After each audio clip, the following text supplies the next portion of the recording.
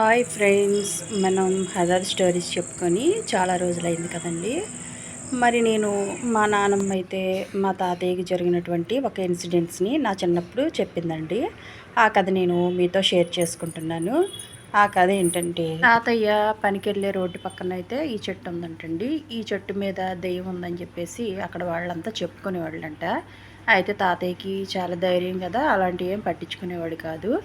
ఒకరోజు సినిమాకి వెళ్దామని చెప్పేసి సెకండ్ షో సినిమాకి వెళ్ళాడంట. అయితే వచ్చేటప్పుడు దారైతే చాలా నిర్మానుషంగా ఉందంటండి. ఆ చెట్టు దగ్గర నుంచే రావాలి తాతయ్య. కానీ తాత ఇలాంటివి ఏమీ నమ్మేవాడు కాదంట. చాలా ధైర్యంగా సైకిల్ వేసుకొని వచ్చేస్తున్నాడంటండి. అప్పుడు అందరూ సైకిళ్ళే వాడేవారంటండి. ఆ సైకిల్ వేసుకొని రోడ్డు మీద వస్తూ ఉంటుంటే రోడ్డు అయితే చాలా నిర్మానుషంగా ఉందంట, ఎవ్వరూ లేరంట.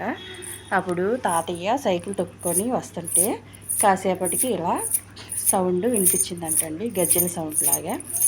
పడుకుందంటండి ఈ కుక్క. పడుకున్న ఈ కుక్క కూడా ఈ సౌండ్కి ఏంటి సౌండ్ వస్తుందని చెప్పి లేచిందంట.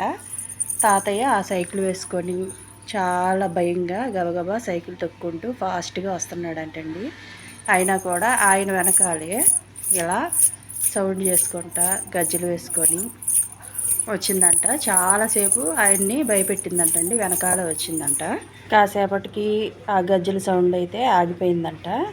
సరేలే పోనీలే, ఇంకా నన్ను వదిలేసింది, ఇది వెళ్ళిపోద్దులే అని చెప్పేసి ఇంకా భయం లేకుండా ఇంకా ముందుకైతే సైకిల్ తొక్కుంటూ మెల్లగా వస్తున్నాడంటండి తాతయ్య. ఈ కుక్క కూడా లేచి అలాగే చూస్తుందంట. దెయ్యాలు కుక్కలకు కనబడతాయి కదండి, ఈ కుక్కకి కనబడినట్టుంది. కాసేపటికి ఇంకా వెళ్ళిపోయింది అనుకున్నాడంట. ఈ సైకిల్ వెనకాల ఉన్నటువంటి ఆ భాగం అయితే చాలా బరువైపోయిందంటండి. తాతయ్య అయితే అసలు సైకిల్ తొక్కలేకపోతున్నాడంట, అలాగే మెల్లగా తొక్కుతున్నాడంట. ఆ సైకిల్ వెనకాలైతే అది కూర్చొని ఉంది.